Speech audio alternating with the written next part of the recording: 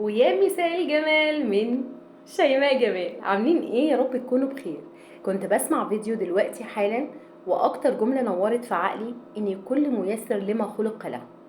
بصراحة انتهزتني الفرصة وقلت لما اعمل سيرش عنها عشان اعرف هي انا مش فاهماها قوي. فلقيت فيها كلام حلو قوي، ان اوقات بنبقى ماشيين في طريق وبنبقى باصين على غيرنا، باصين على ورقة غيرنا، بالرغم ان الطريق اللي احنا ماشيين فيه ده على فكرة احنا ناجحين فيه جدا، بس مش عاجبنا، احنا برضو مش باصين على طريق غيرنا. ودايما نقول ايه ده، هو ليه ده ماشي في طريقه بسرعة وانا لا؟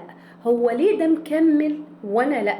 هو ليه ده عنده مطبات؟ لا سوري، احنا للأسف ما بنشوفش مطباتنا، يعني مفيش حد بيشوف مطبات غيره، لا بالعكس، احنا بنفضل باصين على الواجهة اللي قدامنا، لكن المطبات اللي احنا بنقع فيها ما بيننا وما بين ربنا والظروف اللي بتحصل لنا محدش بيشوفها، احنا بنشوف بس الظاهر اللي قدامنا.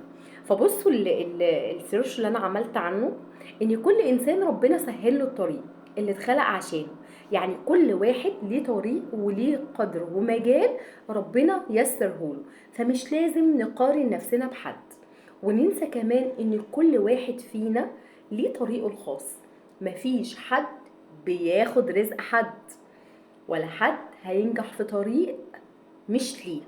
وساعات بنبص حوالينا برضو ونقول زي ما قلت لكم كده، هو ليه ماشي في طريقه بسرعة؟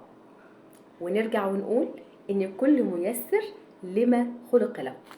فاهدى كده، واشرب كوباية قهوة وكمل طريقك يا برنس، وافتكر دايما ان الطريق الخير ليك مش هيعديك.